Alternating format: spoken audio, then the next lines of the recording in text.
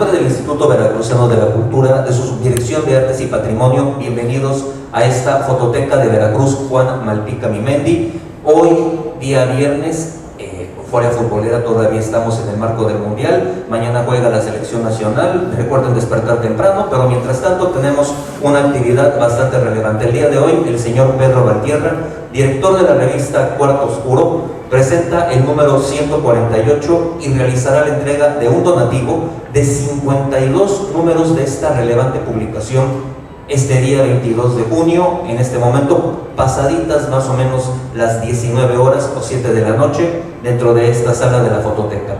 Estas 52 revistas incrementan el acervo bibliográfico de esta fototeca del Instituto Veracruzano de la Cultura. Cabe hacer mención del servicio de consulta bibliomerográfica y el sistema de consulta automatizado están disponibles previa cita de lunes a viernes de 10 a 14 horas y de 16 a 18. El invitado del día de hoy, el señor Pedro Valtierra, tiene una trayectoria bastante extensa. Inició en los años 70 como fotógrafo, laborando desde luego entre otros medios para El Sol de México, y fue fundador y jefe de fotografía de La Jornada. En 1986 creó la agencia de fotografía Cuarto Oscuro y en 1993 la revista del mismo nombre. Su trabajo periodístico cubre diferentes países y ha sido algo que a mí me parece relevante, corresponsal de guerra, algo que no todos nos animaremos a hacer en algún momento. La trayectoria del señor Pedro Valtierra ha sido reconocida con diferentes premios, uno de los más relevantes, el Premio Nacional de Periodismo en el año de 1983, entre varios más. Dentro del medio editorial cuenta con diversas publicaciones sobre su trabajo, como son La Batalla por Nicaragua, Nicaragua, un país propio, El poder de la imagen y la paz del poder, Guatemala, Las líneas de su mano, Nicaragua, Una noche afuera, entre varias más. El día de hoy tenemos la presentación de El Diario de Guatemala, la revista Cuarto Oscuro en su ejemplar 148. Don Pedro Valtierra, le recibimos con un fuerte aplauso y le cedemos el uso del micrófono.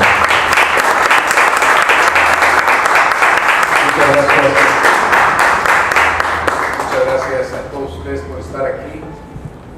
Buenas tardes, gracias a Manuel. Manuel, ¿dónde está? Acá estás, hasta allá atrás. Muchas gracias, Manuel, por el espacio, por la oportunidad y bueno, gracias a todos ustedes por estar aquí. La razón de mi presencia aquí en Veracruz obedece en primer lugar pues a dejar parte de una colección de la revista Cuarto Oscuro que tiene ya 25 años. Desde hace un tiempo hemos estado buscando dejar algunas universidades, sobre todo las que tienen comunicación, parte de esta colección. En la fototeca de Veracruz hablamos con Manuel y le completamos la colección que tenían ustedes aquí. También, aparte de este número de revistas, tenemos 4 ejemplares que vamos a dejar en donación para la biblioteca de la fototeca de Veracruz. Entre ellos, bueno, está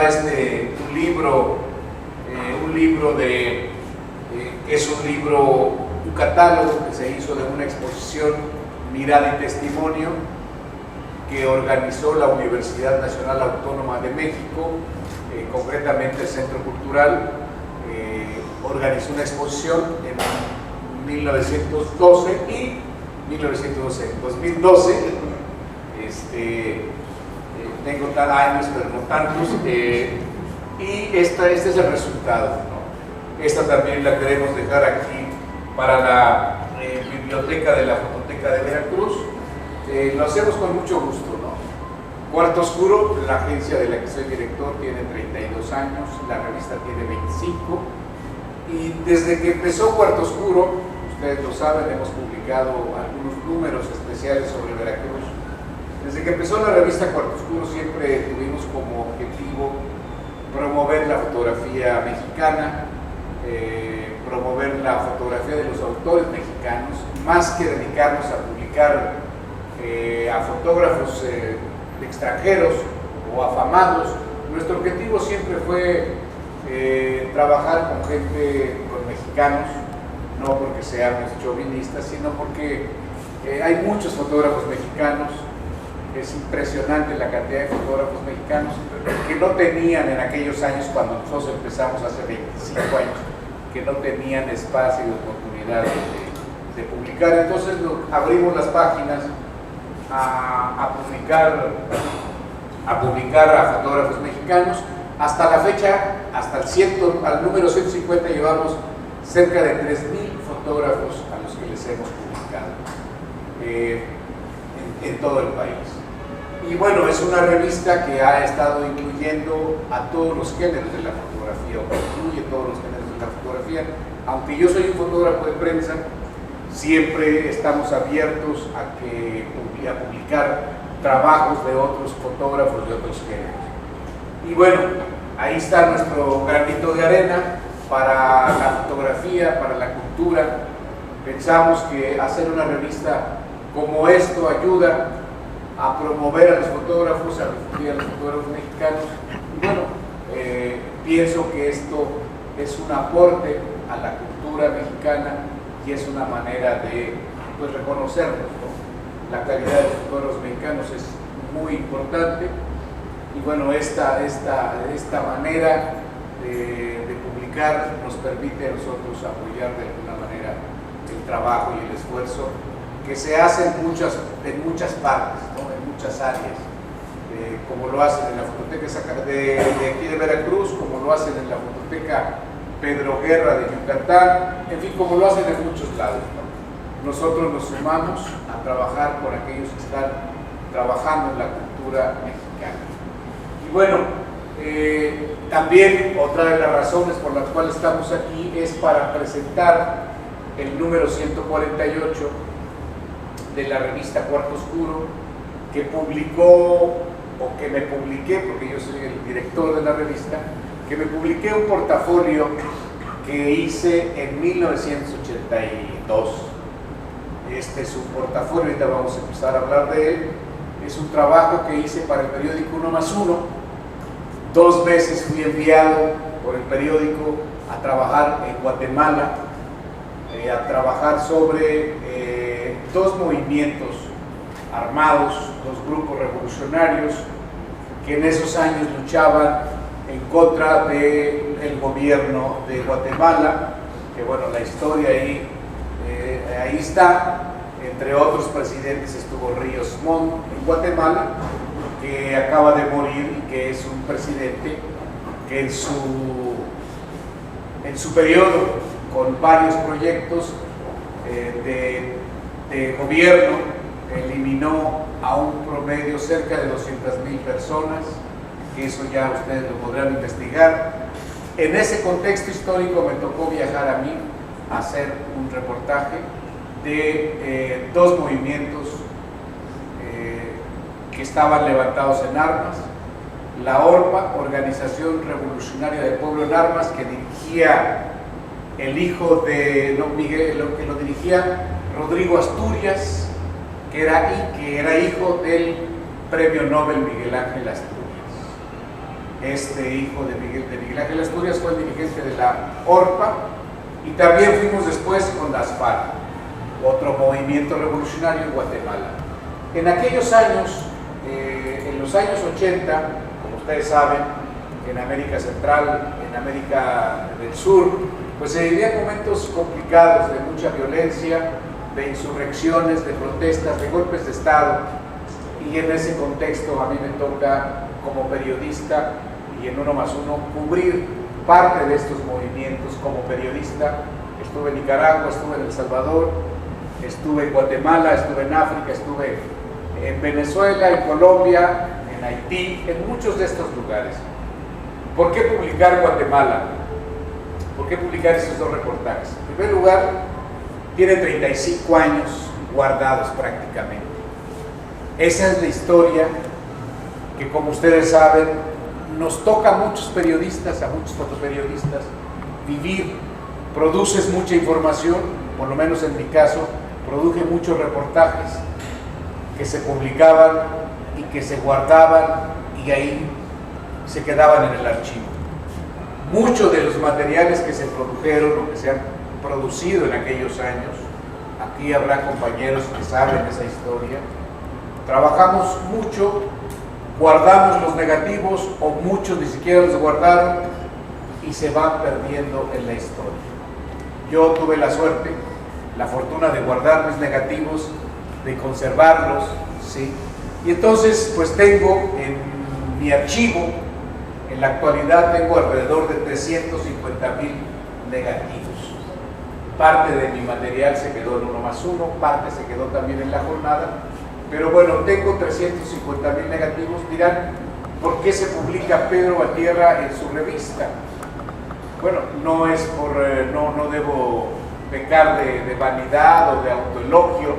Sin embargo, como me dijo un historiador, es que lo que produjiste es mucho, y me tocó una época que era importante. Pero no quiero tampoco publicar solamente cosas mías, porque la revista lleva más de 3,000, cerca de 3,000 fotógrafos, pero sí consideramos que era importante publicar estas fotografías que son de una época histórica importante en América Latina. Ustedes, como siempre, pues son los que van a juzgar, son los que van a calificar estas fotografías, y también decidimos publicarlo porque es como es un aporte que hace uno como periodista para la historia.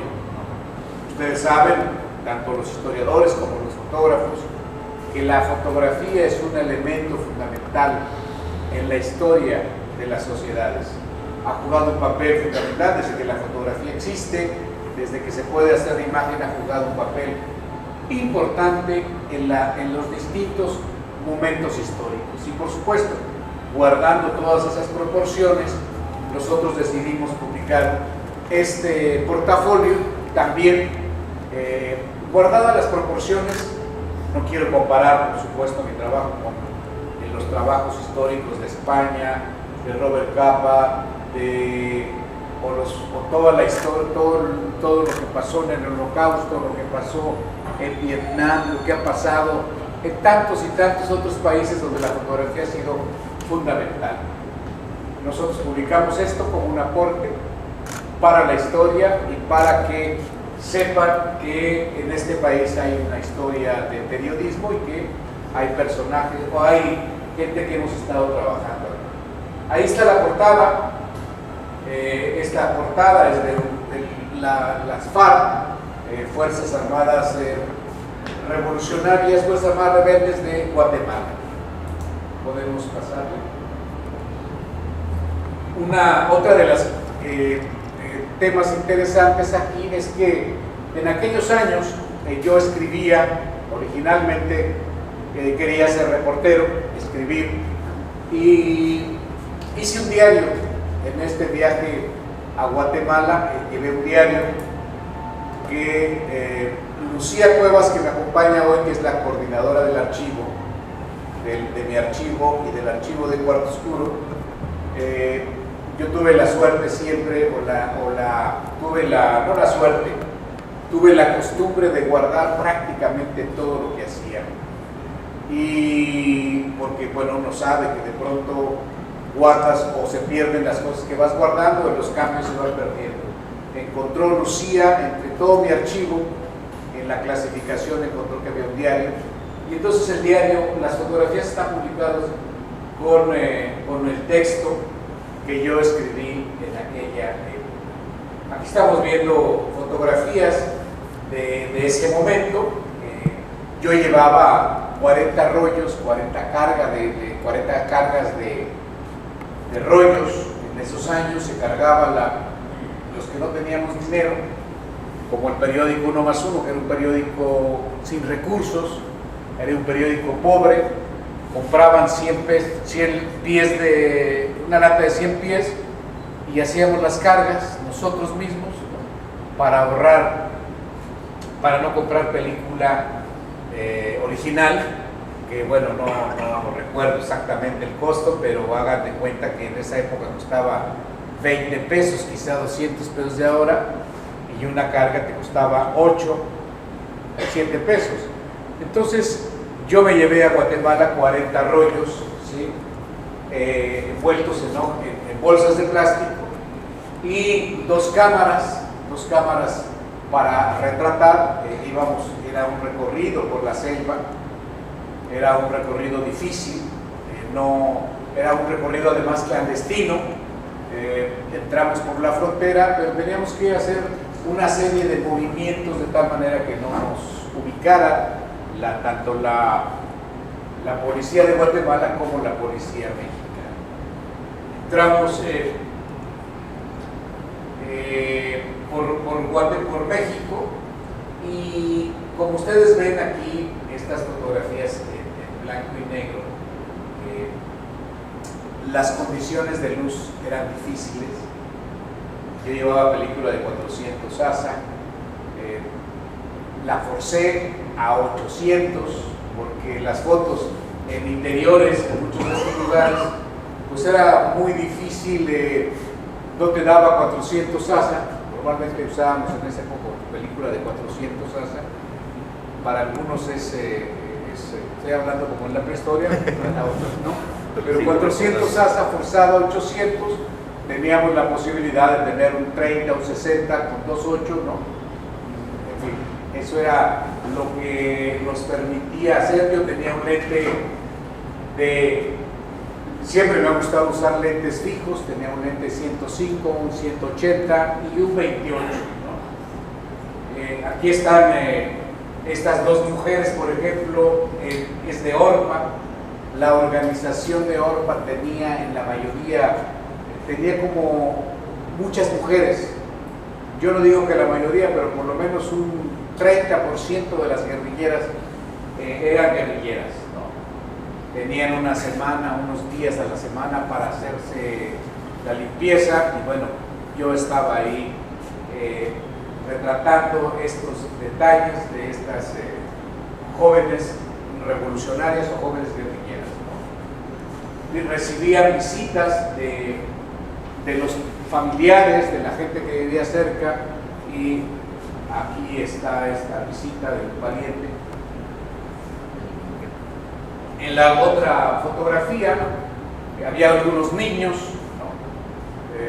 Estos niños estudiaban, estos niños eran educados ahí o les daban las primeras letras, y aquí con una vela no logramos hacer una impresión más técnicamente mejor, donde destaque la vela, pero está estudiando este jovencito ahí. Podemos... ¿Ya se acabó? No. Bueno, vivir o trabajar con un grupo de estos guerrilleros es algo realmente difícil. Por ejemplo, no puedes usar flash, no puedes levantar la voz, tienes que siempre ser muy disciplinado en todas las orientaciones, en todas las sugerencias que te digan. Tienes que guardar mucha disciplina, no gritar, no puedes retratar en ciertos momentos algunos de los personajes que están ahí, que se les vea el rostro, que se vean ciertos lugares, ¿no? Porque eso, según me decían los distintos comandantes o gente que está al frente de los movimientos, hace que tus imágenes eventualmente puedan servir como para ubicar a los grupos donde están, ¿no? Por las características que, bueno, uno no sé, yo no sé mucho de eso, la naturaleza, en fin, detalles de esa naturaleza. Estamos viendo aquí, en esta parte, si le podemos regresar, son refugiados internos. En esos años, el presidente, el dictador Ríos Montt, porque llegó al gobierno mediante un golpe de Estado, empezó con una política de tierra arrasada. La política de tierra arrasada era llegaban los soldados a aquellas regiones donde la guerrilla tenía simpatía y exterminaban a los jóvenes incluso a las mujeres, pero jóvenes u hombres mayores, y la mayor parte de los refugiados son niños. Son niños que salían, o familias que salían de las comunidades y que huían en la selva, en distintos lugares en la selva. Yo estaba en el Petén de Guatemala y aquí están estos niños, ¿no? Enfermos, en condiciones de sobrevivencia muy difíciles. Estas son algunas de las imágenes.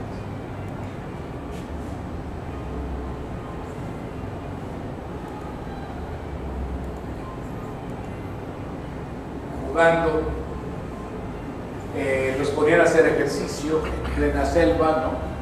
Como en la fotografía anterior, si le podemos regresar. En la fotografía anterior, la de la mano derecha, están haciendo ejercicio como en una especie de recreo, ¿no? Todas las fotografías están tomadas en blanco y negro. Aquí sí no llevé ni un solo rollo de color, están tomadas en blanco y negro. Estos son ejercicios matutinos de uno de los grupos guerrilleros, ¿no?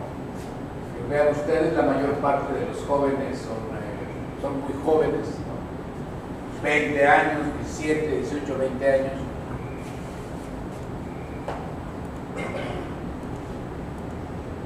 ¿Le podemos pasar? Sí. Estas son el 1+1, que algunos de ustedes conocen la historia, fue uno de los periódicos más importantes en la época.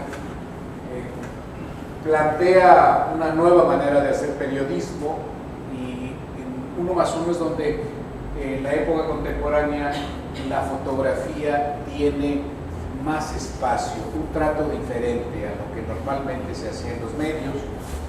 Me parece importante esta época del año 77, que es cuando nace el periódico, porque además de apoyar a la fotografía, de apoyar a los fotógrafos, de darles más oportunidad para producir, generaba muchos reportajes, no solamente reportajes nacionales, sino también reportajes internacionales, o enviaba a sus fotógrafos a estar fuera del país, ¿no? Como es el caso mío, como fue el caso de Luis Borboa, que fue a El Salvador, como es el caso también de Marta Sarac, una fotógrafa que fue la primera mujer que fue a una guerra en el 79 a Nicaragua, en el 78, yo fui en 79, Marta Sarac fue en 79.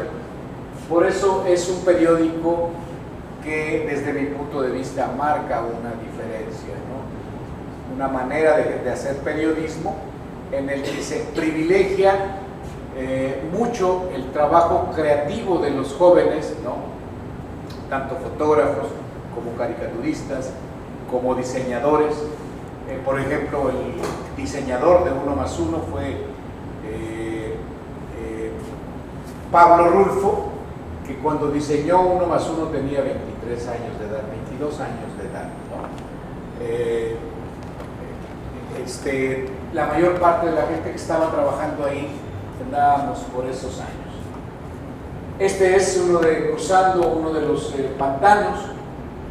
El señor que lleva cargadas las cosas del reportero y mías era un guerrillero de la región que conocía muy bien la zona y nos estaba conduciendo junto con un grupo de guerrilleros para llegar a donde estaba el campamento y donde estaba el grueso de los guerrilleros.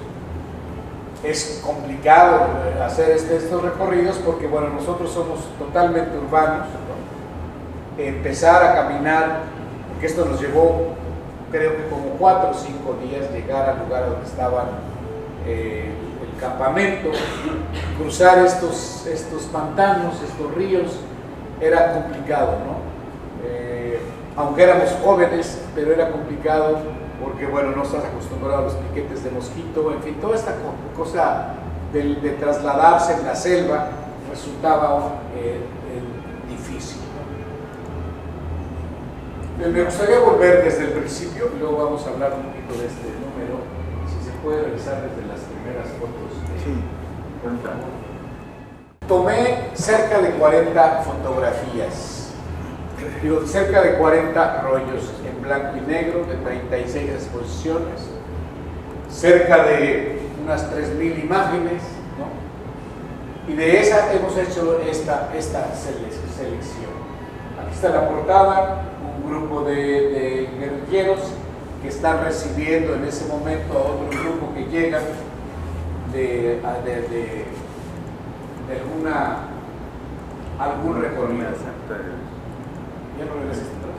Estoy revisando, nada más que no acepta desde el principio cada que llega. Sí, ¿Ya no acepta desde el principio? El programa no me lo acepta desde el principio. Ah, bueno, Sí, sigámosle, pero entonces. sí, Sigámosle, no te apures. Si hay alguna pregunta sobre sobre estas imágenes,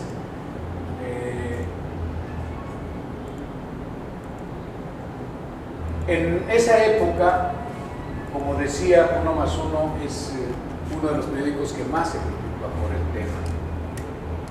Estaba dando cobertura a algo importante de América Latina en ese momento. No había ningún otro periódico, no hubo por lo menos que tengamos registro, que se sepa ahora, de otros periódicos que hayan enviado a cubrir el conflicto a Guatemala. Por la cercanía con Guatemala y por la rivalidad que de alguna manera existía en ese tiempo, ¿no?, con el gobierno y con México en general, era difícil que los periodistas mexicanos estuvieran cubriendo un conflicto en Guatemala. Sí estábamos en El Salvador, sí estábamos en Nicaragua, en Panamá, en otras partes, pero Guatemala fue complicado. De ahí la importancia que tiene este registro, ¿no? Aquí está, en esta foto, el que va con el costal encima es el reportero Víctor Avilés. Él fue el que hizo la nota. Estamos cruzando ahí el pantano.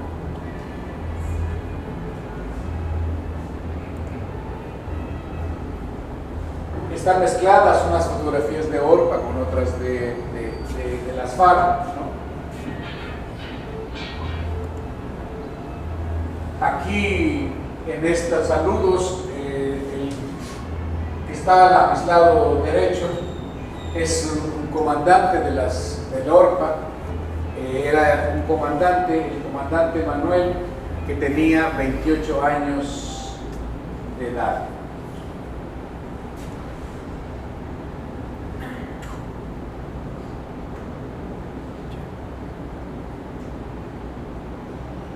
Como ustedes saben, la historia de Guatemala, bueno, había 4 organizaciones y habían llegado a un acuerdo como en El Salvador, de ser un grupo, una unidad revolucionaria guatemalteca. Estaban divididos, ¿no? Y entonces se juntaron y trabajaron con una sola dirección. Al final de la historia, también me tocó hacer la firma de la paz con los guatemaltecos. Al final de la historia, bueno, las cosas no salieron como se había pensado, como lo habían pensado ellos, y en Guatemala la situación sigue pues igual o peor que cuando estaban los presidentes Ríos Montt y el resto de los presidentes.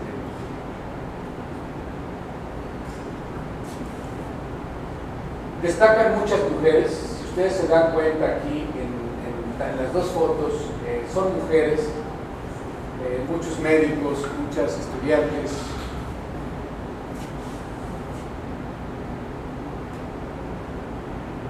Le podemos pasar. Esta fotografía de la derecha fue portada en el periódico 1+1.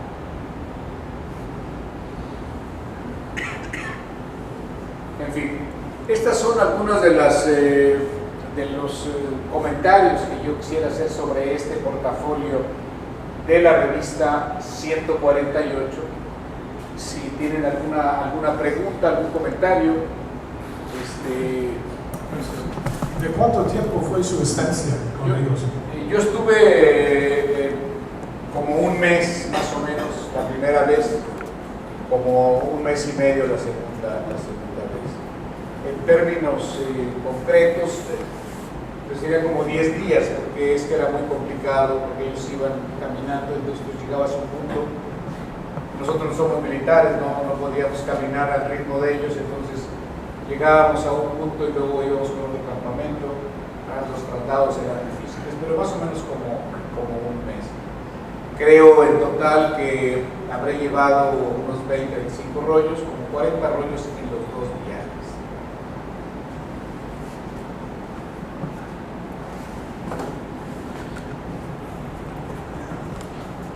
En todo ese transcurso que estuvieron ahí, ¿qué tipo de comida típica comían? ¿O era algo cotidiano que hacían? No, bueno, la comida ahí pues era frijoles, arroz, plátanos, plátanos machos. Era muy difícil la alimentación, ¿no? Bueno, porque pues estar con un grupo de guerrilleros siempre es... no pueden andar con todas las comodidades que puede tener el ejército. Incluso el ejército que anda patrullando, pues no tiene muy buena comida, es difícil, ¿no? Entonces, pues lo que básicamente comió era tortilla, arroz y frijoles. Si se dan cuenta aquí algunas de las fotografías, pues es lo que se come, lo que hay. No, nosotros en algún momento, uno de los guerrilleros que iba con nosotros, que nos iba guiando, mató un cochino jabalí, y fue cuando después de regreso ya, después de 15 días, nos dimos ahí una buena comida, porque mató un cochino. Pero generalmente no, la comida con la guerrilla es muy elemental.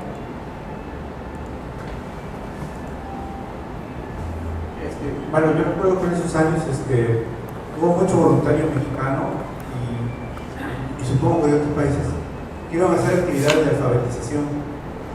Durante su estancia en estos lugares, ¿usted conoce algunas experiencias relacionadas con ese, digamos, servicio que ofreció la gente como voluntario? Bueno, en Guatemala no conocimos. Guatemala fue un país muy diferente, con características muy distintas a El Salvador o a Nicaragua. Sí conozco de casos de muchos voluntarios que llegaron a Nicaragua, por ejemplo, a El Salvador, cuando concluyó la guerra. En el caso de Nicaragua, que es el que más conozco, pues sí hubo muchos jóvenes mexicanos, ¿no? Que no estaban solamente participando como solidaridad, sino incluso participaron muchos como combatientes, ¿no? De eso se sabe de muchos mexicanos, incluso algunos que han sido funcionarios públicos recientemente habían sido guerrilleros en Nicaragua, en El Salvador.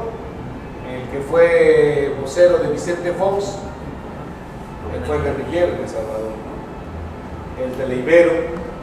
Pero sí hubo mucha solidaridad en general de los estudiantes, tanto escuelas públicas y privadas, hubo mucha solidaridad con los gobiernos con los gobiernos y con los pueblos en Centroamérica, ¿no? En el caso de Guatemala era más difícil. El caso de Guatemala tiene características diferentes porque los gobiernos eran gobiernos militares que estaban muy aislados, ¿no? Entonces yo no conozco de casos en particular donde haya habido así la solidaridad. Supongo que la hubo, ¿no? Pero no fue tan evidente como en el caso de El Salvador, como en el caso de Nicaragua.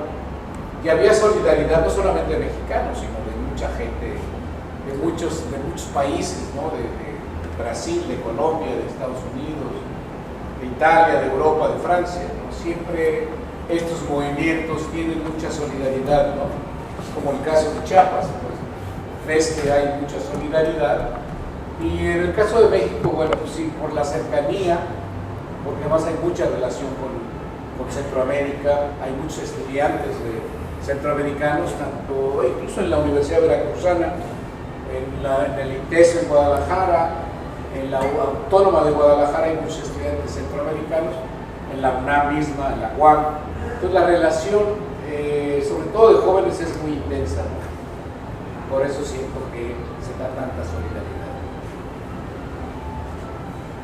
A ver, joven. Primero te quiero dar las gracias, muy interesantes las fotografías de esta época.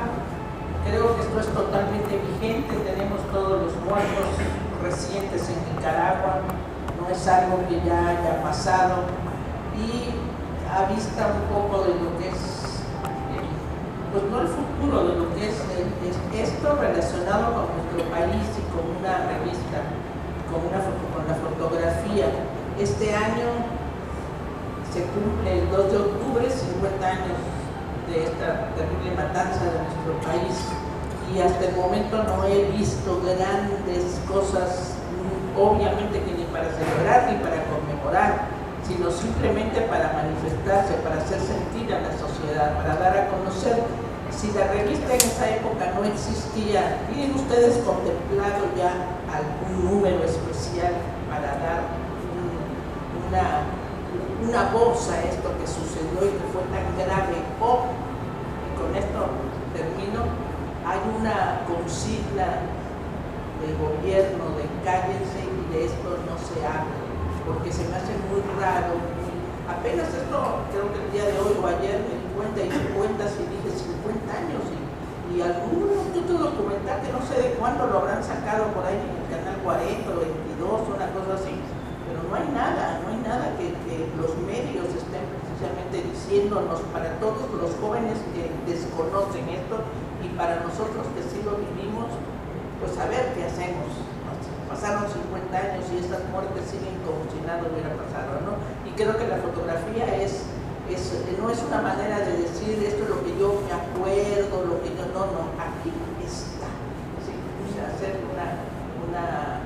una cosa viviente, ¿verdad? No virtual, sino real de lo que sucedió. Sí. Miren, sobre el tema, son, pues sí, 50 años ya. Sí es un poco raro que nadie está trabajando en el tema. La Universidad Nacional está haciendo una celebración, está haciendo una investigación para mostrar una exposición, no sé de qué nivel, no sé cómo la vayan a presentar en el Centro Cultural Tlatelolco. Sé que la universidad está trabajando. Nosotros en Cuarto Oscuro ya estuvimos en el Archivo General de la Nación trabajando para hacer una selección básicamente de los hermanos Mayo, una selección de unas fotografías, porque le vamos a dedicar un número especial al 68.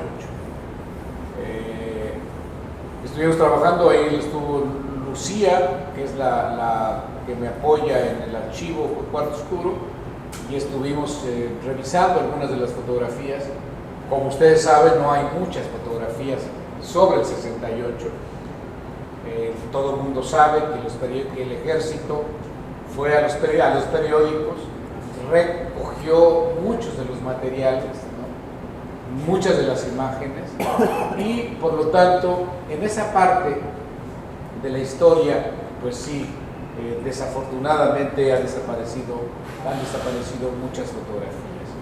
Como usted dice, bueno, si hubiera fotografías de la represión del día 2 de octubre, sí hay muchas fotografías del movimiento, pero de esa tarde de la represión hay realmente muy poquitas fotografías. Nosotros hemos estado investigando tanto el archivo, por ejemplo, del Heraldo de México, que fue donado a la Universidad Iberoamericana, hemos estado revisando y prácticamente no hay de esa tarde del 2 de octubre. En fin, pero nosotros vamos a hacer una propuesta, hicimos ya una investigación, ya prácticamente tenemos las fotografías para hacer una edición especial, es como nuestro aporte, como medio, como fotógrafos a lo que pasó, como para recordar esa historia, ¿no?, del 68.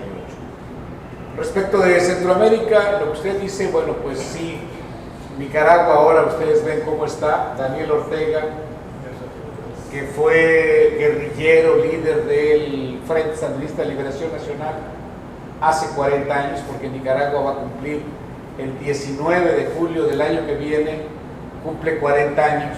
A mí me tocó estar ahí como fotógrafo. Y bueno, hoy, 40 años después, Daniel Ortega está haciendo lo que a ellos les hicieron hace 40 años. Contradicciones de la vida misma, el ser humano es así. Nosotros como fotógrafos que tuvimos la oportunidad de ser testigos con imágenes, pues lo que estamos haciendo ahora es, a través de la fotografía, pues recordar, ¿no? Dar testimonio de cómo vimos qué pasó hace 40 años. La responsabilidad histórica de los gobiernos, pues es de ellos, ¿no? Pienso que nosotros como periodistas, nuestro aporte, nuestra función, nuestra labor es recordar que esto pasó. Y precisamente estamos preparando ahora un libro que va a tener más de 120 fotografías, que pues ya son de la prehistoria, 40 años, ¿no? Este va a ser nuestro aporte para recordar qué pasó en Nicaragua, qué ocurrió en Nicaragua. Eso es lo que estamos haciendo nosotros, ¿no?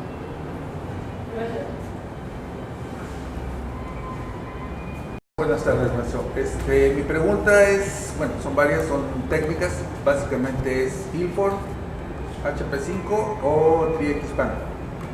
¿De cuánto cortaban los magazines, las cargas? Si recuerda cómo lo revelaba. Y bueno, me imagino que debe haber habido una serie de descartes de imagen, porque con 40 rollos, bueno, Hay mucho. sí, ¿no? Entonces, pues también, ¿cuál fue el criterio de elección? ¿Más bien editorial o anecdótico? O pues no veo vena política, pero me gustaría saber. Claro. No, mira, yo usé Tri-X 400 ASA. Las cargas eran de 35. Normalmente tirábamos 30, siempre le recorrías una más para que no se fuera a velar y dejabas 2 o 3 antes de que terminara por cualquier cosa. Además, como es carga, muchos de ustedes no saben, cuando se pegaba con Durex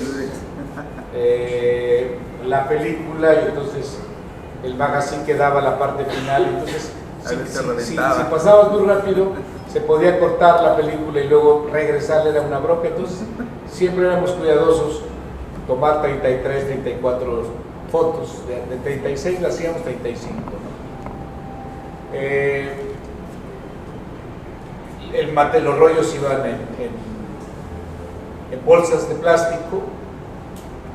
No veíamos la película, tomábamos el riesgo, era que tomaban las fotos y no sabías cómo iban a salir, cómo iban a estar, hasta que llegabas a mí, ¿no? Revelabas, y entonces te dabas cuenta si te salió o no. Si, en fin, es cuando esa parte, que es la parte más importante de los que fuimos fotógrafos, pues sabes que sufres mucho con lo que traes, ¿no? Cuidándolo. Si vienes en la selva, que no se moje, que no se pierda, que no te van a robar. Si vienes en el avión, bueno, pues que no se vaya a pasar por los rayos X, en fin, todas esas historias, ¿no?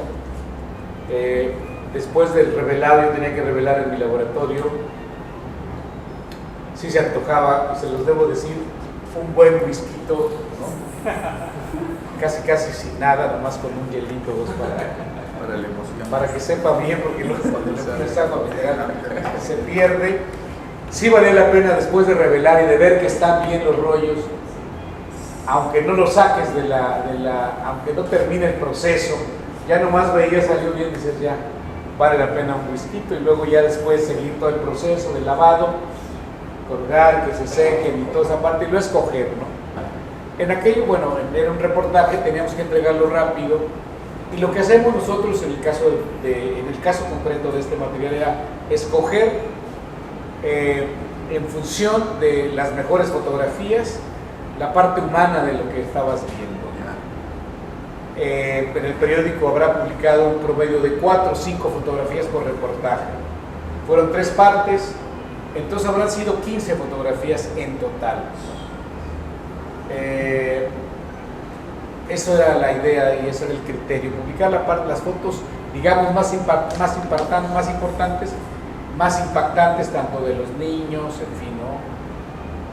Porque aquí hubo, en el caso de las FARC, hubo 3 partes, una que hablaba de los campamentos de refugiados de los niños, y entonces pues pones ahí cómo juegan, qué hacen, la comida, el fútbol y la diversión y las clases, ¿no? Ese era el criterio, ¿no? Evidentemente pues sí tiene mucho que ver con la política, ¿no? Por ejemplo, los niños armados o los adolescentes armados, ¿no? Pues todo tiene que ver, yo siento, con la política, ¿no? Ese era el criterio para hacer la selección. De esa manera trabajábamos, ¿no? En esa época, los que trabajamos en periodismo, por ejemplo, a mí me tocó estar en Nicaragua, armar el laboratorio para revelar, ¿no? En el baño del hotel, el baño del cuarto del hotel. Debo decir, por ejemplo, ya que me preguntas el tema del revelado y eso, en Nicaragua tenía que revelar todos los días porque estaba mandando todos los días. Yo llevaba un transmisor que en ese momento era la modernidad, era un fax, una especie de fax, y salíamos en la mañana, ¿no?, a trabajar. Siempre andábamos acompañados, 1 o 2 carros con 4 o 5 periodistas, reporteros y fotógrafos y camarógrafos. Siempre íbamos juntos, 2 o 3, no podíamos andar solos, era la recomendación. Regresábamos al hotel, el toque de queda era de 6 a 6, regresábamos antes del toque de queda a revelar, secar, pero el revelado, llevabas tu bolsa negra, el revelado es que yo no llevaba, por ejemplo, el termómetro. Entonces para revelar, pues calculabas, ya sabías más o menos que estaba como 28 grados, estaba el agua, ustedes saben que no se puede revelar a 28 grados. Sin embargo, bueno, pues ahí la onda, no podía hacer baño María porque no tenía el control y era muy rápido y no podías darte esos lujos. Revelabas calculando con HC 110, porque era lo más práctico llevar el HC 110, uno concentrado, 1 a 7, no recuerdo, eran 6-7 minutos de revelado, había que agitar, ¿no?, para que calor y todo eso, y ya secabas tu rollo. Nosotros lo secábamos, eso no lo pueden decir porque nos critican a los fotógrafos de prensa, porque secábamos con un poquito de alcohol y poníamos la película a hacerlo, ¿no? Pero esas cosas no las pueden decir porque nos critican. Pero mis negativos no es por nada, mis negativos están muy bien revelados. Yo los reprocesé después. Entonces están bien revelados, pero esas cosas teníamos que hacer. Revelabas de esa manera, luego imprimía. Yo imprimía el papel Ilford, papel Codabromay, papel de la prehistoria, porque es mucho antes del papel de resina. Y el papel Codabromay, no sé, tenías que secarlo en la secadora en una esmaltadora, en un tambor. Tenías que secarlo porque si no quedaba arrugado. Entonces lo que yo hacía era mandar la fotografía, el papel mojado, húmedo. Lo ponía en el transmisor que era un fax, estábamos hablando del 79, era un aparato sofisticado, ¿no? Así como el que trae uno en WhatsApp y donde trae esas cosas, era lo último. Yo me sentía importantísimo, que llevaba un fax de esos y se tardaba cada foto 14 minutos. Entonces, pero era lo que había, y así había que mandar las fotos y así había que transmitirlas. Entonces, te hablaban del periódico, más o menos a las 7, 8, que calculabas cuánto revelaba de impresión y todo, y yo tenía que hacer 7, de un papel 8x10, lo partía a la mitad y tenía que hacer 6 fotos, era lo que mandaba al día, ¿no? Grises, para que pudieran transmitir bien los tonos y toda esa historia, ¿no? Entonces mandaba 6 fotos, 14 minutos cada una. Ya cuando tenías las fotos listas, ya listo para transmitir, hablabas tú rápidamente a México, oye, bueno, con la operadora, una llamada por cobrar, llamaban a México, respondían, ¿ya estás listo? Sí. teníamos que desconectar teníamos que conectar con 2 caimanes, desarmar el teléfono y conectar el teléfono. Y entonces te decía, ¿ya están listos? Sí. Contábamos hasta 3, yo bajaba un switch para que se empezara a dar vuelta en donde estaba el rodillo, donde estaba la fotografía, estaba transmitiendo tonos. Una lucecita leía los tonos en gris, blanco y negro, blanco, gris y negro. Y así mandaba las fotos. 14 minutos se tardaban. Yo mandaba 6, 8 al día. Bueno, esa es la historia de cuando revelas. Cuando es un reportaje, no tienes que mandarlo, entonces traes contigo los rollos. Esa es un poco la historia yo les digo a muchos que es la prehistoria, porque bueno, así se trabajaba. Y luego nos cuestionan mucho, el caso mío, o el caso de otros fotógrafos, nos cuestionaban mucho porque era muy sucio trabajar de esa manera, ¿no? Yo no califico eso, yo digo, éramos periodistas, la dinámica del periodismo es diferente, ¿no? No es lo mismo hacer una foto de estudio, y yo no digo que es más importante una u otra, ¿no? Son características distintas, y ahí un poco lo que nosotros decimos cuando se habla de la fotografía contemporánea y cuando se habla del periodismo, ¿no? Nosotros decimos es que son importantes ambos géneros, ¿no? Nos preocupa que de pronto un género reciba más apoyo que el otro, pero ambos son importantes, ambos son fundamentales en la historia de la fotografía. Bueno, una última. Para este trabajo de Guatemala, ahora sí que se va a oír medio raro, pero ¿qué máquinas llevaba? Llevaba 2 cámaras, pero ¿cuáles? Yo llevaba una Nikon F4. ¿No se acuerdan de esa Nikon que tenía? Una muy grande, muy resistente. Yo tenía una Nikon Man, que tengo todavía. Yo traje una Leica siempre que compré a alguien, le compré una Leica en el 74 y la guardé todo el tiempo conmigo y la traía como repuesto, con un 50 milímetros. Me gustaba mucho hacer trabajo con Leica porque era ustedes saben, la Leica es una cámara práctica, chiquita, muy práctica, el ruido, la calidad, la óptica es lo mejor. Entonces siempre usé Nikon. Yo nunca usé otras cámaras, Leica y Nikon. Hasta ahora, recientemente, que he usado una Fuji o una Canon, ¿no? Pero nunca, no le estoy haciendo propaganda, por supuesto, a Nikon, pero sí, siempre fui de Nikon. Pues la costumbre, ¿no? No digo que sea mejor que la otra, la costumbre. y sobre todo las cámaras mecánicas, ¿no? Que en este caso... Mecánicas, yo para llamaba siempre la... un 28, un 105, un 180, yo con esos 3 lentes era feliz. Y de pronto, bueno, cuando vas al fútbol, por ejemplo, bueno, te llevas un lente 500, ¿no? En fin, pero yo básicamente yo también además, yo aprendí a hacer fotografía en presidencia en 1973, 72, 73, y a mí me enseñaron a hacer foto que tenía que ser muy cuidadoso, ¿no? Entonces no disparaba mucho. O sea, eran 10, 12 fotos, porque además de que no teníamos recursos, en presidencia siempre me dijeron que lo más importante era ver y no tomar. Tienes que ver y tomar después de ver, porque, en fin, había ahí algunos ejemplos que me ponían, porque decía que la gente pues, dispara mucho. Y no era la onda, y así me enseñaron, así aprendí. Para mí fue muy importante, porque yo no tomé muchas fotos.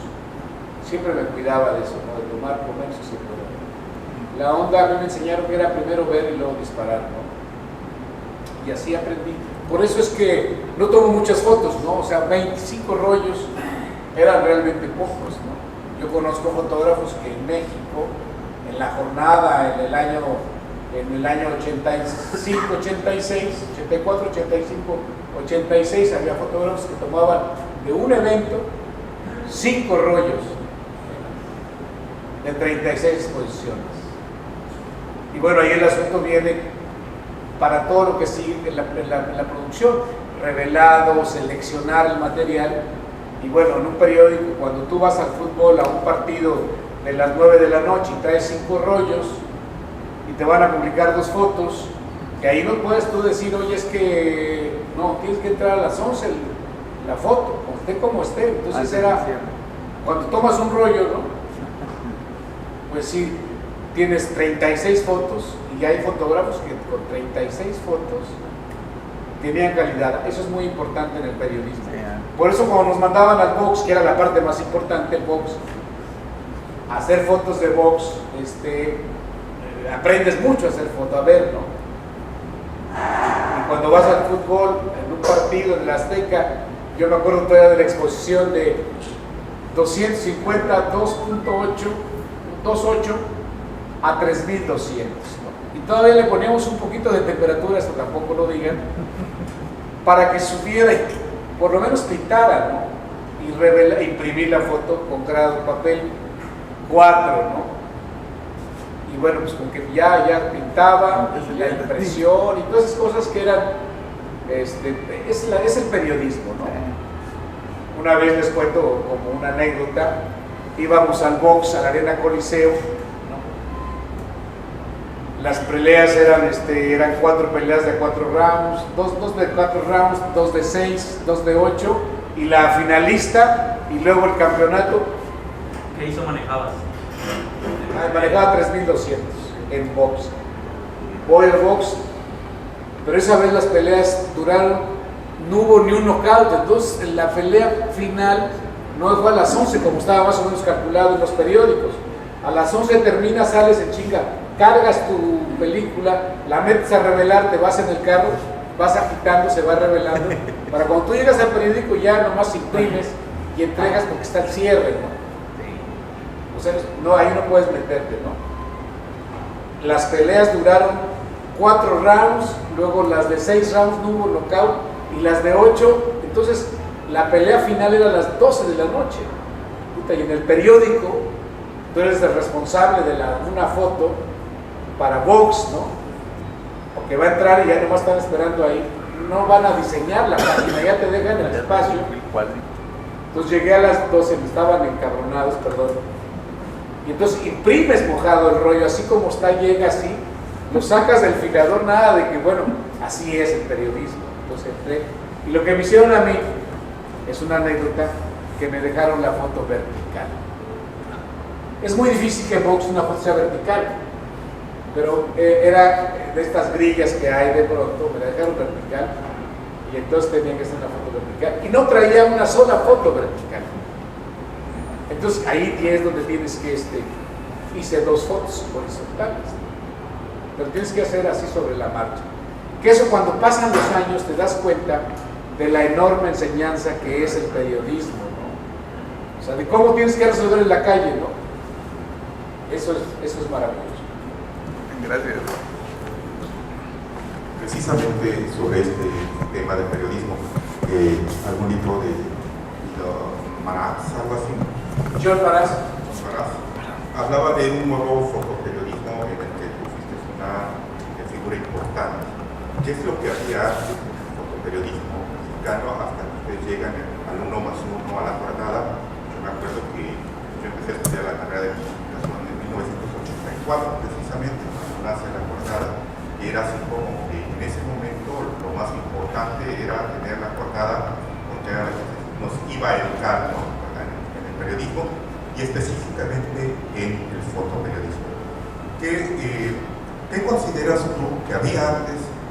¿Qué ruptura hubo con ese fotoperiodismo antiguo y estas nuevas propuestas que ustedes desarrollaron en el 1+1 y en la jornada? Sí, mira,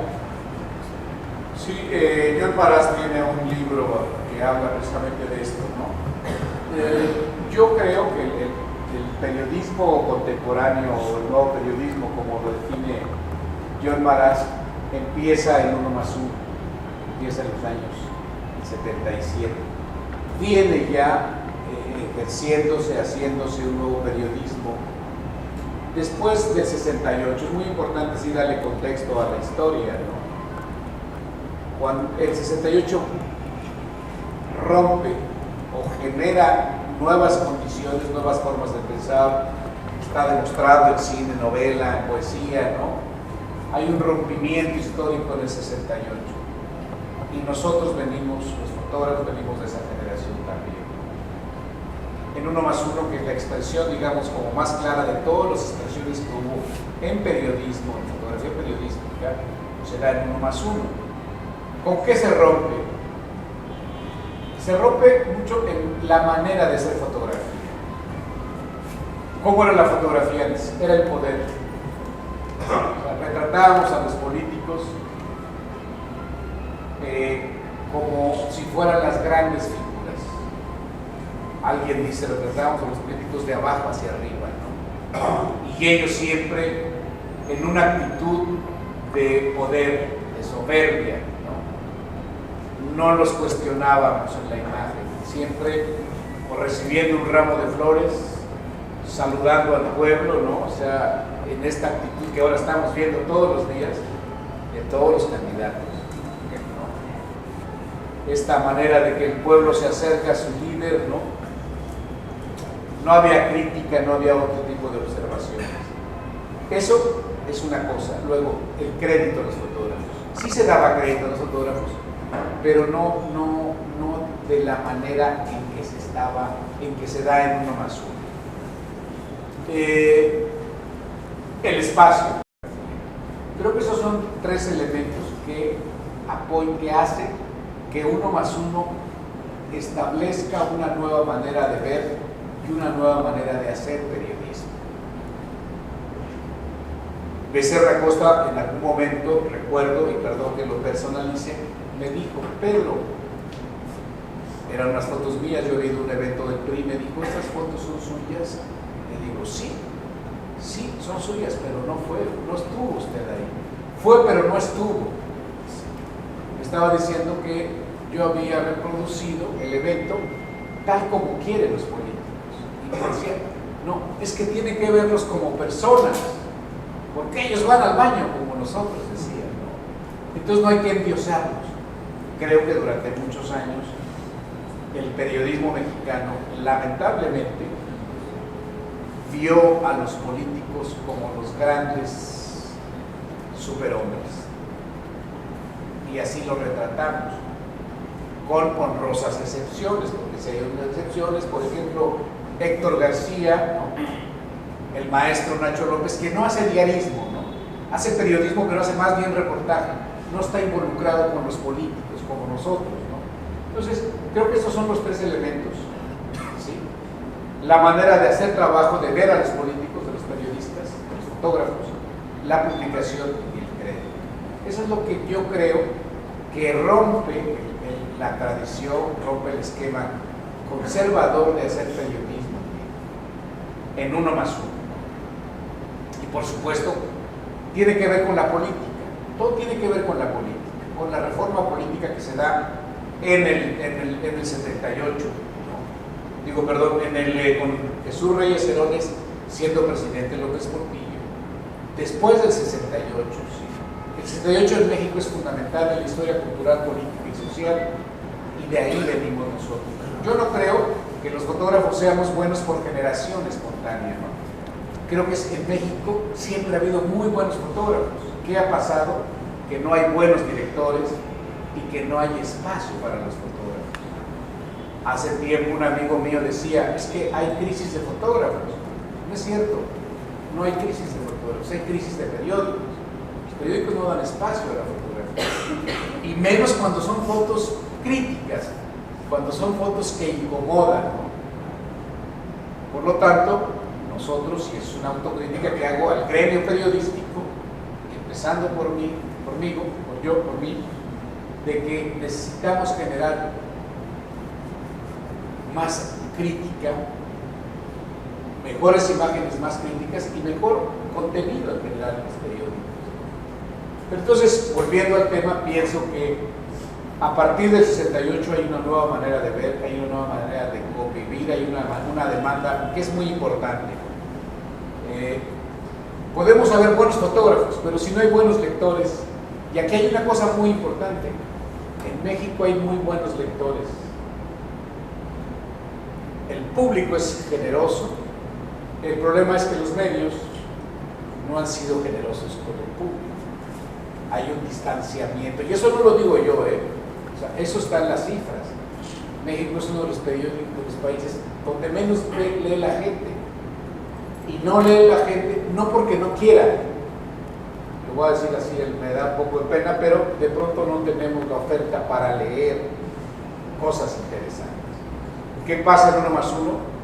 Que hay buenos reportajes, o hay reportajes, hay buenos escritores, buenos reporteros, y hay buenos temas.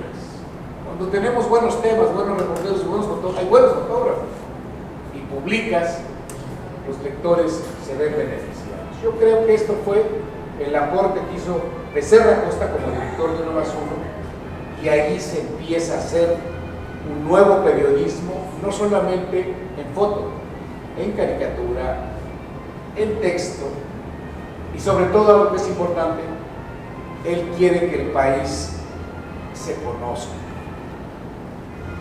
Todos los temas que hay en el país, yo fui uno de esos beneficiados, porque a mí me mandó por todos lados a Becerra Costa a hacer reportajes, a mí y a los otros fotógrafos. Entonces, cuando se dan estos elementos, que hay un director que le gusta la foto, que ya no ve a los políticos como dioses, sino que los ve, como él decía, personas que también van al baño, y cuando somos irreverentes y hacemos lo que en esta cultura mexicana solemos hacer con los memes, hoy nos damos cuenta, cuando somos irónicos, es cuando se genera esta nueva manera de ver. Yo creo que siempre ha habido grandes fotógrafos en México. Lamentablemente, no todos los periódicos han valorado la calidad.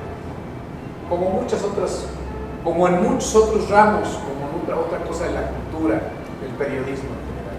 Pero yo pienso que en 1+1 es donde empieza el nuevo periodismo. El nuevo periodismo surge con un contexto político, social y cultural que es el 68. El 68 rompe, hay un país distinto,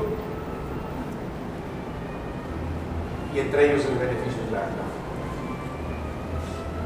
Queremos un poquito tiempo más en 68. Estoy curioso. Lo que pasó en Tlatelolco fue solo unas semanas antes de los Olímpicos. Y estaba empezando sus estancias un chingo de fotógrafos extranjeros. Pero sabes que en mis investigaciones de todo eso, hay muy pocos fotos tomados por extranjeros que estaban publicados en aquel entonces, en este momento. Y no sé si tienes un comentario de eso. De que hay pocas fotos. Sí, pocas fotos de extranjeros.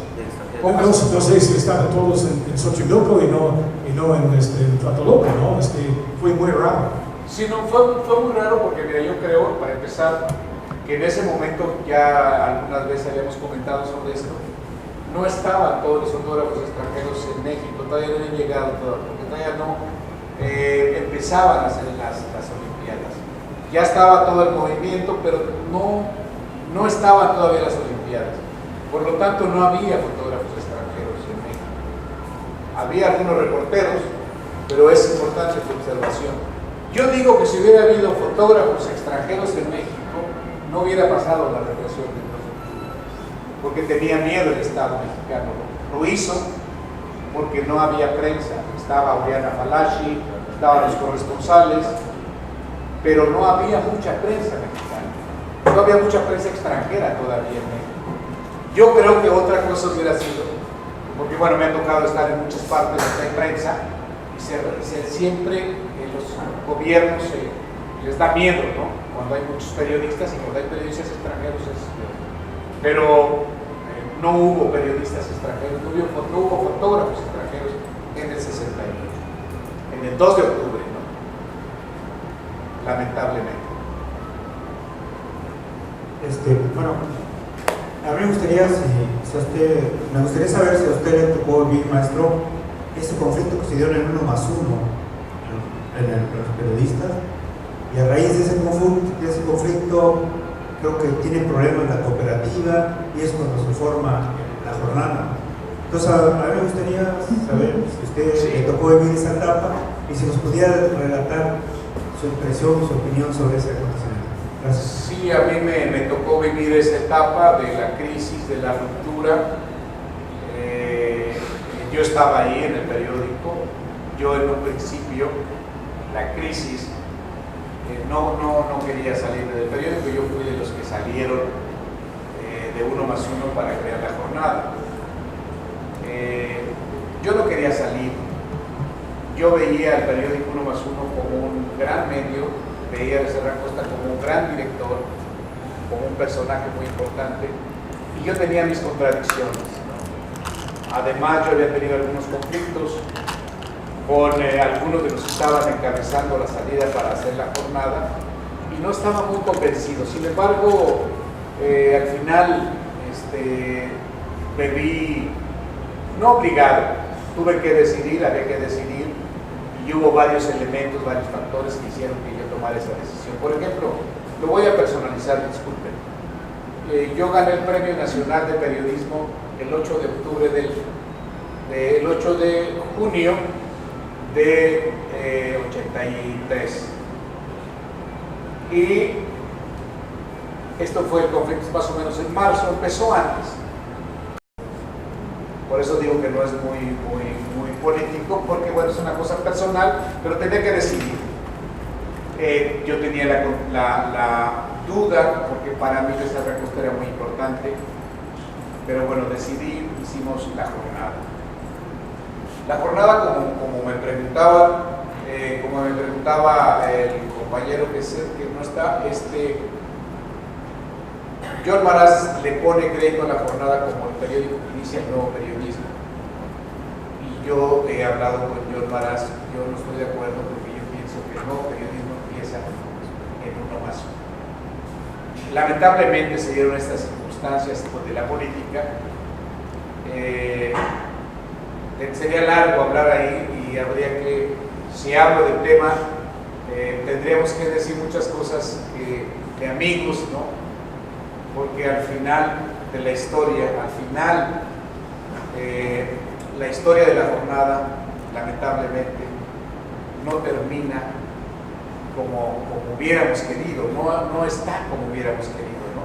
Que hay muchos temas, por supuesto, que pues yo no quisiera hablar aquí, porque hay muchos temas de las cosas como Nicaragua, ¿no? O sea, todo terminó mal. En el periodismo también se cuecen habas, y al final somos pocos los románticos que creemos todavía en que el periodismo tiene un carácter social, que tiene un compromiso social, que no es negocio solamente, sino que tiene un sentido y una responsabilidad, ¿no? Entonces esa salida de 1+1, que fue dolorosa, vista hoy a 33, 34 años, pues yo me digo a mí, y eso lo comparto, no estoy muy satisfecho de cómo terminaron las cosas, ¿no? Porque salió Payán, salió Carmen, salió Héctor Aguilar Camín, Granado Chapa, Humberto Musaca, que eran los directores. Hicimos un periódico que a los 2 años entró en crisis, y yo salí de La Jornada a los 2 años por una crisis política. Algo que he tenido siempre es que he definido mi posición política, y salimos por una crisis política, y de ahí nació Cuarto Oscuro. Entonces es una larga historia, pero yo por eso yo pienso, a pesar de todas estas contradicciones, que Manuel Becerra Costa es uno de los grandes periodistas mexicanos que aportó mucho al periodismo. Bien, si tenemos alguna otra pregunta. Volviendo al diario de Nicaragua, Pedro, si por una parte hay una nueva fotografía que nos habla de gente que está luchando por construir mundos mejores, ¿qué es lo que se consolida en el profesional Pedro Valtierra? ¿Qué es lo que cambia? En aquellos años, De allá para acá. No sé, no quisiera hablar muy así como darme un elogio. Yo pienso que uno como fotógrafo, yo quise retratar el mundo como estaba, y como periodista soy un hombre feliz por ser fotógrafo de prensa. Tuve muchas ganas de irme a todos esos lugares a hacerlo. Había de alguna manera cierta simpatía por este tipo de cosas, ¿no? Queríamos un mundo distinto, un mundo diferente. Yo no soy político, pero sí tengo una posición, por supuesto. Queremos ver los periodistas unas cosas diferentes.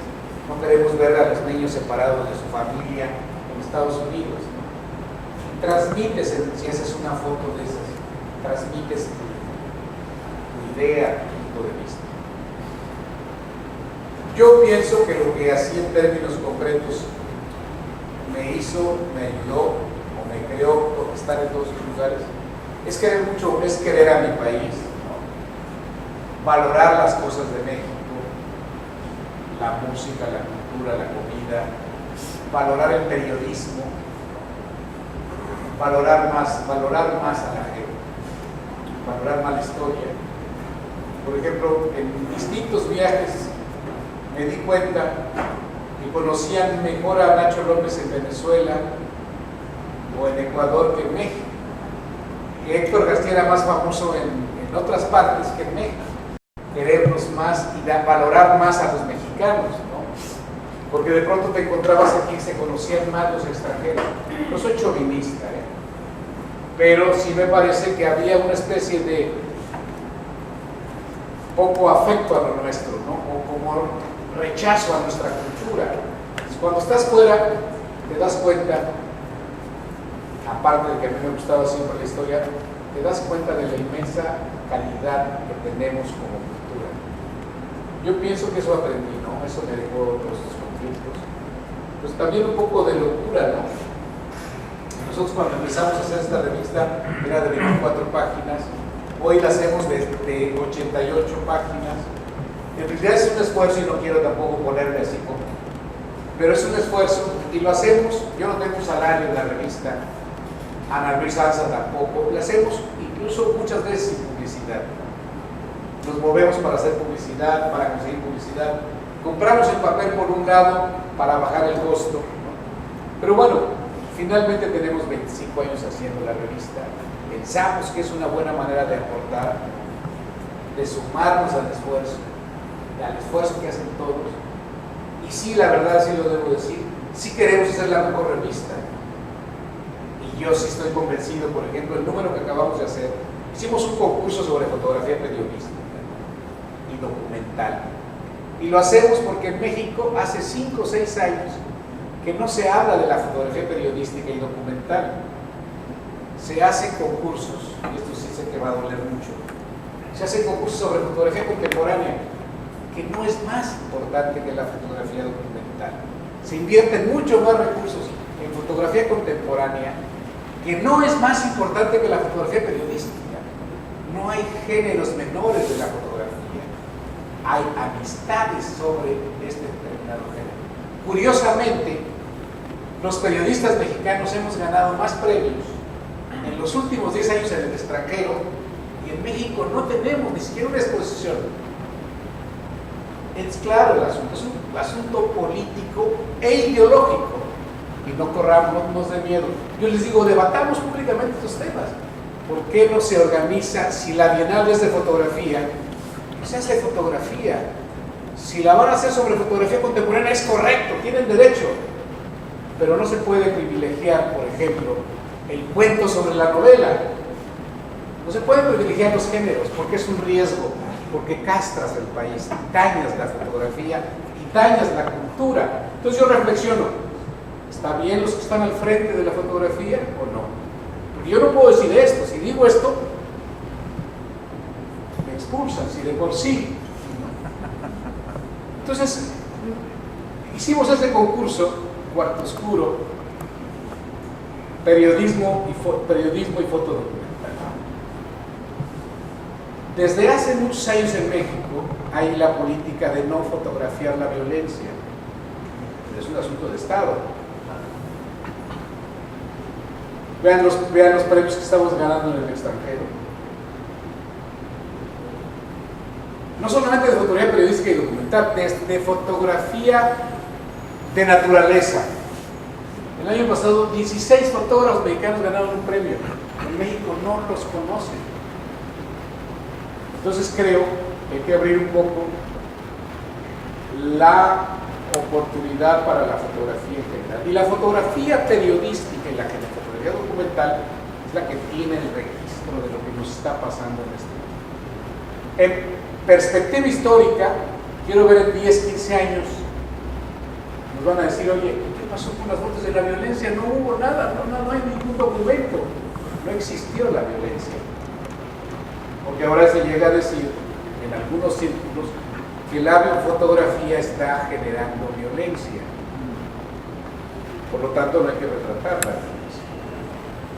Un diputado de la Asamblea del Distrito Federal dijo en un momento dado, vamos a prohibir que se publiquen fotos de violencia. Era la muerte. ¿La violencia? Era, exactamente. Me invitaron a la Asamblea y dije, bueno, yo voy a ir, pero no voy a hablar de la fotografía, de la violencia de la fotografía. Vamos a hablar de la violencia de las telenovelas, vamos a hablar de la violencia, pero no lleguen ustedes ya con la espada desenvainada y la fotografía periodística es violenta. No. Debatamos por qué estamos en este medio, por qué estamos en estas condiciones y sobre eso, y después decidamos. Pero ha habido muchos intentos. A mí me llama mucho la atención que no hay espacio para la fotografía periodística y documental. Sí hay espacio para cierto tipo de fotografía documental, pero la real, lo directo, lo que está pasando. Sí, en este país lo hemos olvidado. Veamos los concursos internacionales. Ahí México arrasa, gana. Últimamente, en los últimos 10 años hemos estado ganando muchos reconocimientos. Entonces, por eso, Cuarto Oscuro, me preguntabas, ¿qué sientes? Yo quiero aportar y pienso que la fotografía periodística y la fotografía documental es fundamental en la historia. Revisemos la historia del ser humano desde que la fotografía está. Ustedes se van a dar cuenta que la fotografía ha sido fundamental en el Holocausto, en Vietnam, en España, en Crimea, en fin, en Afganistán, en todos lados. La fotografía documental tiene que mantenerse, tiene que hacerse. Y sobre eso podríamos hablar mucho. Por ejemplo, me llama mucho la atención que hoy los fotógrafos ya no están saliendo no estamos saliendo a la calle. En una parte por la violencia, pero en la otra también ya no nos está preocupando a los fotógrafos la calle. Y la calle es la parte fundamental. Como me decía una vez un escritor, no era amigo mío, se acaba de morir, vivió en Veracruz, es el que invitó. Me dice, Pedro, estoy muy asustado porque mis amigos, estaba de moda el fax, solamente me comunico con mis amigos por fax. Y este mundo ya no es el mismo, Pedro, con el fax. ¿Cómo cree usted que yo voy a escribir si no salgo a la calle? ¿Cómo cree que voy a hablar de mis amigos si no los veo? No veo cómo están vestidos. Y un escritor necesita de eso para escribir. La calle, la gente. Estaba asustado. Yo creo que nosotros los fotógrafos hoy tenemos que salir a la calle a hacer estos detalles, la gente, a pesar de la violencia. Hace 30 años yo tenía 3 cámaras, andaba como decían, andaba como piñata, ¿no? Con mis 3 cámaras, lentes en la calle y nadie te decía nada. Los rateros te saludaban, no puedes andar así. En fin, ha cambiado mucho, no quiero tampoco dramatizar, pero bueno, es lo que Cuarto Oscuro, nosotros queremos aportar eso.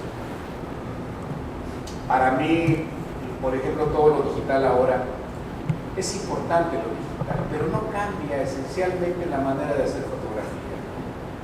La fotografía se sigue haciendo con el corazón, se sigue haciendo con esto, como lo dice el maestro Cartier-Bresson, ¿no? La foto se hace sintiendo. La foto se hace El aparato es un instrumento que sí, claro, yo ya no me tardo 14 minutos mandando una foto, la mando antes de que pase la foto ahora, ¿no? La mandas en el acto, cambió la vida. Por eso me da miedo también de pronto opinar sobre esto, porque digo, híjole, qué barbaridad, ya no puedo opinar, no puedo decir. Hay puristas. Hay puristas, siempre va a haber puristas. Y lo que me llama la atención es que hay muchos fotógrafos que parecen vendedores de cámara. Vean ustedes, de pronto dicen las cosas terribles. No. Hablan de que la importancia que tiene tener tal o cual cámara. No es cierto, la cámara no importa. No nos compliquemos con la cámara. Preocupémonos por el tema. ¿Qué voy a decir? Ustedes se imaginan a un escritor debatiendo si tiene Bic o Montblanc o Mac o PC o nunca un escritor que tiene pluma, tiene punta mi lápiz, no. Es exactamente lo mismo, nomás que acá en fotografía. Lo que importa son las ideas, la propuesta, no si tienes una cámara de tal, es lo que a mí me preocupa, ¿no? Y de pronto los jóvenes sí, perdón, no es que estén en contra, no, pero sí como que a los jóvenes los llevan por un camino de pronto en el que el cuestionamiento no se lo puede hacer porque ya es artista antes de tomar una foto. Yo creo que hay que tener cuidado con eso. Yo conozco muchos fotógrafos que sí nos enseñan a ser artistas antes de saber qué es lo que vas a hacer. Me preocupa eso porque no es que sea de la vieja escuela, pero sí me parece que hay necesidad de cuestionar y de saber que aquí está la foto. La herramienta, un día llegó un crítico, amigo nuestro, dijo, Nacho López, Moya, Héctor García y fulano de tal, están out. Ya eso no existe. Ahora lo de ahora es foto construida, muy interesante, muy importante, bien hecha, ¿no? Porque hay buena foto construida y mala foto. No todo lo que haces es bueno. Entonces el rigor ahí es muy importante. Entonces llega y desaparece lo documental.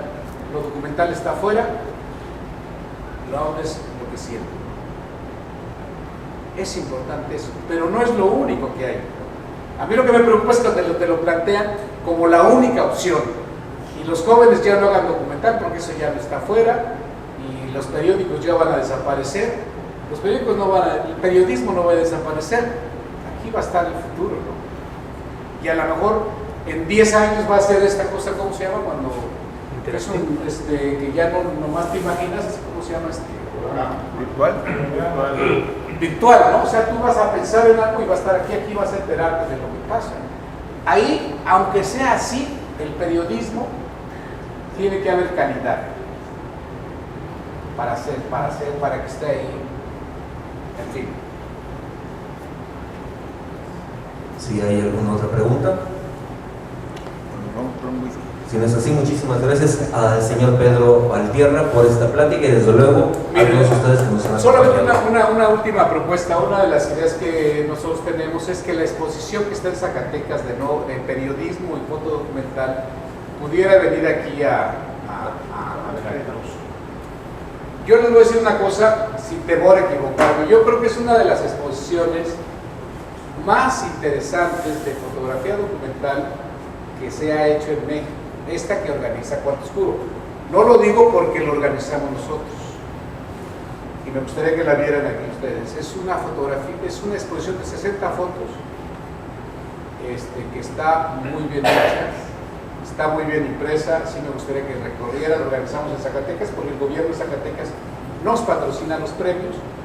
La podemos traer a Zacatecas y puede circular, creo que vale la pena. Y bueno, pues agradecerle a Manuel, ¿no? Muchísimas gracias. A nombre del Instituto Veracruzano de la Cultura, la Subdirección de Artes y Patrimonio y desde luego esta fototeca Juan Malpica Mimendi. Y están los ejemplares que se van a obsequiar, ¿verdad? Solo un momento nada más, que una historia no escrita de Fresnillo. Yo soy de Fresnillo, por eso soy interesante. Fotografías de Ricardo Sánchez Ortega. Bueno, esta es una historia no escrita de Fresnillo. Imágenes de la vida cotidiana Pedro Valtierra pasó por lo cotidiano. Agradecemos a Cuarto Oscuro y particularmente a Pedro Valtierra por toda esta labor extraordinaria, no tan solo para la fotografía, sino como un ser humano que en su trayecto ha sembrado esperanzas de vida, esperanzas de mundos mejores. Gracias, Pedro. Gracias por estar aquí.